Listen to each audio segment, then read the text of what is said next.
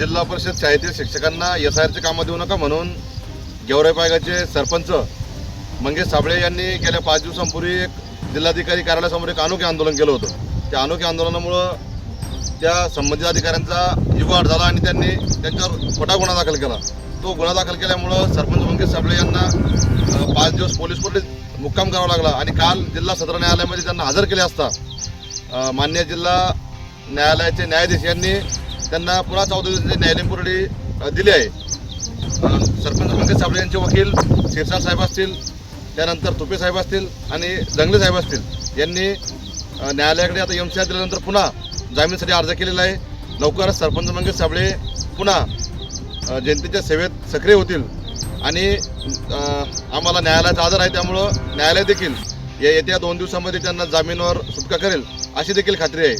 खरं तर सरपंच मंगेश साबळे यांनी एक अनोखं आंदोलन केल्यामुळं जिल्हा परिषद शिक्षक आणि ज्या विद्यार्थ्यांचा जो शैक्षणिक नुकसानीचा अन्याय होतोय त्याला कुठेतरी वाचा फुटली आणि या दडपशाही करणाऱ्या प्रशासनाचा कुठेतरी एक खोटा चेहरा देखील जनतेसमोर आला आणि या जिल्हा परिषद शाळेतील शिक्षकांना खरोखर SIRचे कामं देण्यात येऊ नये, कारण जिल्हा परिषद शाळेत शिक्षकांना SIRचे कामं दिल्यामुळं ग्रामीण भागात जे गोरगरिबांचे मुलं शिकतात त्यांच्या शैक्षणिकतेवर परिणाम होतो।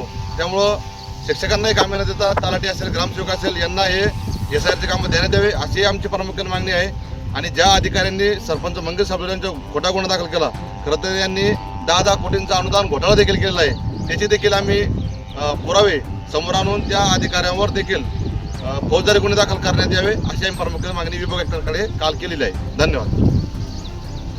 नारायण भाऊ लोखंडे, मंगेश साबळे यांचे सहकारी, प्रत्येक आंदोलनामध्ये तुम्ही त्यांना पाहिलेलं असणार आहे आणि या आंदोलनात देखील त्यांनी सहभाग नोंदवलेला होता आणि या सगळ्या गोष्टींची माहिती त्यांनी आपल्याला आज दिलेली आहे की नेमकं मंगेश साबळे यांच्यासोबत घडतं काय आहे, काय न्यायालयीन प्रक्रिया सध्या सुरू आहे, मंगेश साबळे कशा पद्धतीनं अडकलेत आणि काय प्रयत्न त्यांच्या सुटकेसाठी करण्यात येत आहेत। गेली 4-5 दिवस ते या लढ्यामध्ये जेलची वारी करतायत। आता त्यांना हर्सुलमध्ये शिफ्ट करण्यात आल्याची माहिती देखील सध्या समोर आलेली आहे। जिल्हा सत्र न्यायालयाने त्यांना 14 दिवसांची न्यायालयीन कोठडी सुनावली आहे। त्यांचे वकील शिरसाट, तुपे, दंगले या मंडळींनी जामिनासाठी अर्ज दाखल केला आहे आणि येत्या 2-3 दिवसात त्यांची सुटका होईल अशी नारायण लोखंडे यांची इच्छा, मनोकामना आहे।